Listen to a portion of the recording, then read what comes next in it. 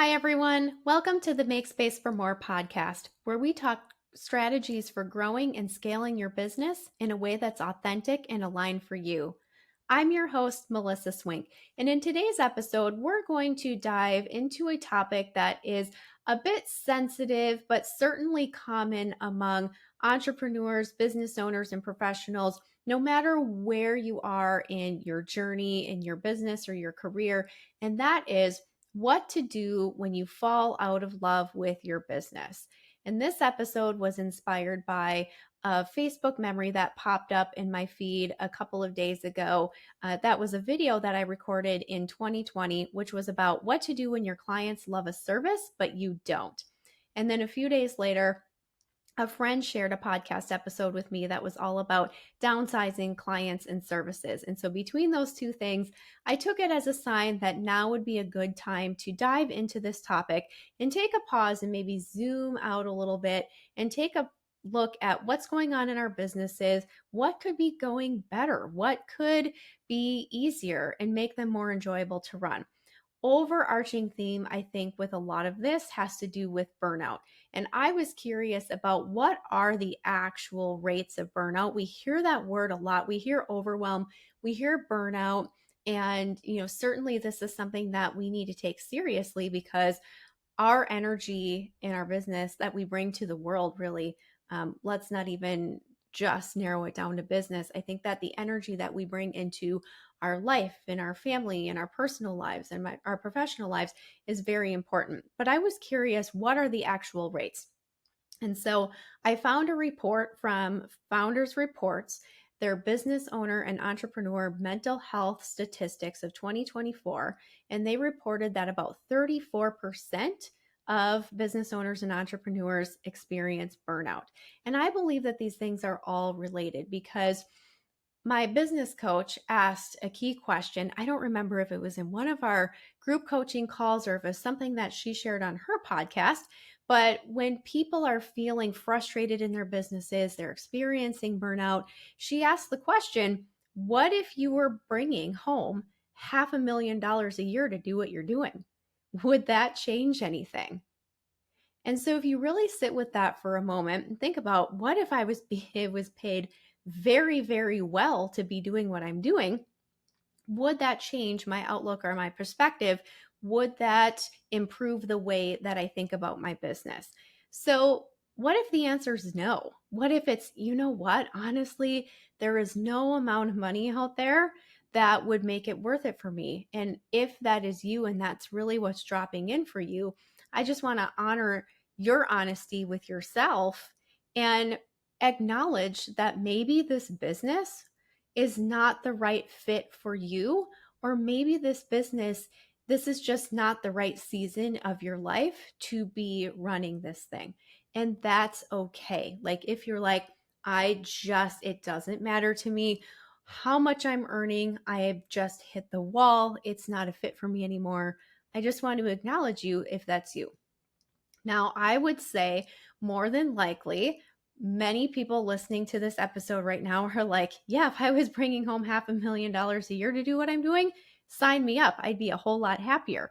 So if that is you, that's probably a clue that there are some shifts that you can make for the business to be more enjoyable and ultimately more profitable as well. So that's what we're going to talk about today is if I was paid $500,000, and you can certainly substitute that dollar amount for whatever would make sense for you. But I really love that example where like, oh yeah, heck yes, I would be living a fabulous life if I earn that kind of money from my business. Great. So let's talk about actually step 2 of the Make Space for More framework, which is all about decluttering your business and eliminate what's not working. So let's talk about what some of these categories might be in terms of what's dragging you down and preventing you from loving the work that you're doing. And this is in no particular order, but these are some common ones. So it could be that your clientele needs to shift a little bit. I know when many of us start our businesses, we will pretty much work with anybody who is willing to pay us. Of course, there are within reasons. But when we're first starting out, we have bills to pay, we have food to put on the table. So we're willing to give things a try. Or maybe there's a client that's like, I'm not sure if they were the right fit, but I'm going to give it my best and see how it goes. But over time, and especially as your business matures, maybe there are clients that are just draining your energy, or for whatever reason, just don't fit with your business model as it stands today. And again, that's okay. Your ideal client may also change over the years. Maybe you started working with a particular type of client in a very specific industry, and then maybe you found that you actually enjoy working with these types of clients in this industry over here. No shade to the other one, but things just evolve and change over time, and that's okay. So it could be that there are some clients that are not a fit for you, or your overall target market has changed over the years of owning your business. Let's talk about partnerships and collaborations. I know that's another one as well, where maybe you've had some projects that you've collaborated with others on in the past, and well, those were the right thing for you at that time. Again, kind of going back to the clients' comments that I made a few minutes ago, maybe there are just some referral partnerships or collaborations where you're feeling like, maybe this isn't the right fit anymore. Or maybe there's been some bartering going on where you just feel like it's no longer apples to apples, where maybe you're feeling like the amount of time and energy and maybe even money that you're putting into a particular relationship, you're not getting the return on that investment that you need. And again, this isn't about making anybody wrong, but it's really getting honest with yourself. Is it working or is it not? Products and services. This is another one where maybe you have clients who love a particular product that you've been creating for years, or there are services that your clients love and you just no longer love those things anymore. That's okay. I'll give you an example. I know when I first started my business in 2012, working as a virtual assistant, now most of the work that I did was virtual, but there were certainly local clients who still asked me to go into their offices maybe like once a month and help with filing, or you collaborate and do some strategy work, things like that, because I had a consulting background. And that was how I was happy to do business that way, knowing that the majority of my work was remote and I did have a flexible work schedule that I wanted. But after a time, it just became more cumbersome for me to work in person with clients. So I needed to make some shifts in my business and have some conversations around, this is not something that I'm going to be able to sustain. And we can talk about some different strategies for how to step away from some of these things in a little bit here, but just kind of getting some ideas together of maybe pinpointing what's not working, or what don't you love, or what is affecting your energy and overall your results and what you're looking for and what your goals are in the big picture. Roles and responsibilities. This is something that may be that you are doing something, or forcing, more likely forcing yourself to do something in terms of the running of your business that just doesn't make sense for you anymore. Maybe you have been the one doing the bookkeeping behind the scenes, and it's time to just let that go. Maybe the books have been piling up. You haven't been able to stay on top of things. And then maybe tax time rolls around, and then you've got to spend days and days and days trying to get these things caught up, and you really hate it. And it feels like a prison sentence to sit at your desk or your kitchen table for an entire weekend trying to get caught up on these things. Maybe that is just not something that you need to be responsible for going forward. And there are other people out there who can help you with that. Or maybe there are things about your role in the company that you're just ready to relinquish total control of and bring in good, talented people who can build upon what you have established and grow that aspect. So reviewing roles and responsibilities, maybe there are some things that just don't belong on your plate anymore. And then lastly, again, this is certainly not in any particular order of priority or things like that, but take a look at your team members or your vendors that you're working with. Maybe there are team members, even if they are well-intentioned, are just not a good fit for you in your business right now and where you're headed in the future. Maybe there's somebody who is well-meaning, but they make a lot of mistakes. Or maybe there is somebody that you've been working with on your marketing and you're just not seeing the results that you were hoping to see, and it's time to change things up a little bit. Again, no shade or no hard feelings to any of these people who you have worked with to get you to this point, but maybe there's just something that's not working for you. I will also take a step back and share a couple of things here. Sometimes it doesn't necessarily mean that we need to completely eliminate or discontinue or offload any of these things or any of these people, but maybe it could be reestablishing some boundaries around, maybe communication, or reset expectations on both sides so that everybody's clear and you can feel a lot better about being in that working relationship moving forward. There's a lot of different things here that you can take into consideration rather than just eliminating completely. But often when I look at my business, and certainly when I work with clients, there are things that fall into these categories that are just frustrating them to no end, really dragging their spirits down and ultimately affecting the way that they're able to grow their business. Because when you're in that negative energy, it just can be really hard to rise above. So, taking those things into consideration, I highly recommend as a next step, making a list of what's not working for you and your business. Now, this is a list that you can make when you are sitting and drinking coffee on a Saturday morning after maybe another crazy week at the office, that sort of a thing. And this is not something that you need to share with anyone. So it is totally okay to be brutally honest on this piece of paper that you're going to be writing on. Maybe take out a notebook, legal pad, scratch piece of paper, what have you, and just make a list. I know that I have done this many times myself where it's just been a challenging time, maybe a challenging week, a challenging month. And I just get to a point where I'm like, this is what's not working. This is what's bothering me. This is what my brain is spinning on when I'm trying to go to sleep at night. And just make the list. Make the list. And even that is just a relief to see on paper of, okay, here are all the things that have been rattling around in my brain. Now we actually have a list. And so once you take the time to make that list, as a next step, next to each item, write down what is one next step to get this resolved. Just one. Sometimes it can be really overwhelming. Like, you know what? I decided that I no longer want to do one-on-one coaching. This is something that I hear from colleagues, from clients who offer one-on-one services like coaching or consulting, where a lot of times they just decide that they want to just do group offerings instead.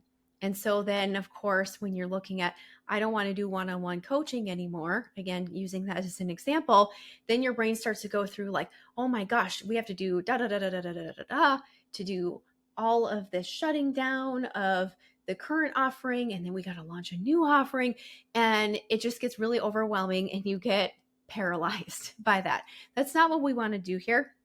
So realizing that depending on the size of the change that needs to be made, there are probably going to be multiple steps and there's probably going to be a timeline involved with some of these things. But what is the next step that you can take to resolve that issue? So going back through our list, maybe if there's a client that's just not a right fit, maybe the next step is to get a meeting on the calendar with them to talk about, here is what I think we need to change in terms of how we work together in order for this to be easier and less stressful for everybody involved. And maybe we revisit the conversation of, boundaries and resetting expectations. Maybe that's the next step, is getting a call on the calendar with that client. Or if maybe it's not so much an issue of boundaries, where you have a client who you just don't enjoy working with anymore. I talk about caller ID gut check, when I present on this topic, and you've probably heard me talk about this on the podcast, but when that person's name comes up on your phone, like caller ID, or you get a text message from them, or they pop up in your email and you just go, oh, what do they want? Maybe it's time that, it's time to let that client go. And whenever we let go of a client, at least at my company, I want to do the best that I can not to burn bridges in the process. Now, there's a lot of emotions involved when it comes to discontinuing any relationship, working relationships, certainly no exception to that. But what I will tend to do when we come to a conclusion that a client is just not a fit for us is we will try to have a conversation in real time. We really do try to not deliver this news via email, just because I feel like when you email or you text, tone is very difficult to convey, and automatically things just are more direct. They tend to be more, I don't know, they tend to veer on the negative, even when that's not your intention. So again, having a conversation and just saying, I feel that it would be best that at the end of the month, we wrap up our work together, or give them a reasonable amount of time, and certainly review your contract and see, is it a 30-day notice? Is it a 14-day notice? What is your policy? Make sure that you adhere to your own policy, but also making sure that as you're wrapping up the work with that client, that you are serving them to the very best of your ability, and also setting them up for success for the next person who's going to be taking over for you. So maybe that's making sure that you have, standard operating procedures that are documented so that the next person can pick up that information and continue it on. Maybe it's recording some screen videos of, this is how I do the weekly email newsletter, and just helping prepare your successor to pick that up and continue serving that client to the very best of their ability. There are ways to do this so that you can try to soften the turbulence of this transition. Now, same thing, let's talk about products and services. So sometimes eliminating a product or a service, I'll probably talk more about service because that is the nature of my work. I work with a lot of service-based businesses. Maybe it's a matter of removing that service from your website, or removing that product from your menu and just not featuring it anymore. Like, maybe it's, we do have clients who are still doing this service, or they still have this package, and we'll continue serving them, but I don't want to do more. Sometimes it's just really that simple. Don't advertise it. Don't offer it anymore. And then just continue to offer that for your existing clientele. Maybe it's that simple. Or maybe it is, again, kind of going back to that discontinuing a client relationship. Maybe it's at the end of this season, or at the end of this engagement, we are not going to be renewing this service, but then also making some recommendations of, here's what we can do instead. Or maybe it's, this is no longer something that we're able to offer to you, but I have this person over here in my network who might be a really good fit, and we can work with you to have them take this over for our team. Just different things like that. What we want to do, again, is do this in a way that is encouraging of the best possible outcome for everybody involved. You, certainly, you and your energy, very important, and your overall mental load, but also the people that you're working with as well. Roles, responsibilities. Certainly, it's always a great time to review what's on your plate. Who else could do this for you? Taking a look at, right now, something that I am doing is looking at adding a bookkeeper to our team for a couple of hours a week, because I realized that there's two things in my business that I become the bottleneck on. One thing is team payments. For example, right now in the business, twice a month, I pay out my team. And I also realized that I'm the bottleneck for this. So when I go on vacation, or if I'm not available, I need to make sure that that is taken care of. So it might cause me to log in on a day that I'm off, or pay the team early before I go on vacation. And certainly there's nothing wrong with that. But taking it a step further, these are things that I'm doing by choice. However, what happens if I suddenly am unable to do team payments? God forbid, life happens. I am not available to do team payments. Who else can do them? So it's also taking a look at where am I the bottleneck, but then also where is the risk? And there is risk when there is only one person who is able to do something. And so that's something that I'm reviewing with my roles and responsibilities. Just to give you some examples there. And I know we talk a lot about this in the Make Space for More podcast, getting really clear on what are the most important things that you need to be doing as the CEO of your company. And what do we do with everything else? I have lots of episodes about the Make Space for More framework. We talk a lot about delegating and outsourcing. I'm not going to go down that rabbit hole today, but reviewing roles and responsibilities. And maybe it's time to take another look at what is on my plate and what do I need to offload in order for me to be able to do more of the things that I love doing and enjoy doing and bring me energy, light me up, and contribute to the bottom line. Same thing with team members and vendors. I know I feel like this is a little bit repetitive, but honoring contracts that are in place. We don't want to breach contracts. We don't want to burn bridges, but maybe being honest about here's what's not working and taking a look at, is it something that's fixable or is it something that we just need to discontinue working together? And what does that process look like? Okay, really ultimately what I want you to get here is if you are currently feeling frustrated or overwhelmed or burned out in your business, our ultimate goal is to get things back in alignment so that it works for you and your work style and your approach and works with your overall goals that you have for the business. And we want you to be in flow, because when you're in flow, things are moving and things are going in the right direction. So alignment and flow is really the goal here. And there are ways to do that in a way that brings integrity to the relationships that you have, and it serves the people that are depending on you well, and yet does not commit you to doing the things that you don't enjoy forever and ever. Amen. So all of that being said, if you know a business owner who's experiencing burnout or just generally feeling frustrated in their business, would you share this episode with them?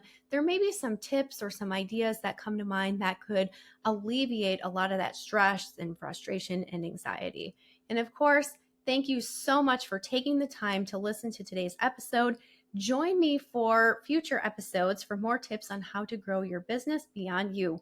Have a great day, everyone. We'll see you in the next episode. Thank you for tuning in to another episode of Make Space for More. We know these insights are valuable, and we hope you are inspired to keep growing your business beyond you. Remember, growth is a journey, and you don't have to go it alone. Until next time, keep automating, delegating, and elevating your business. This is Melissa Swink, and I'll see you on the next episode of Make Space for More.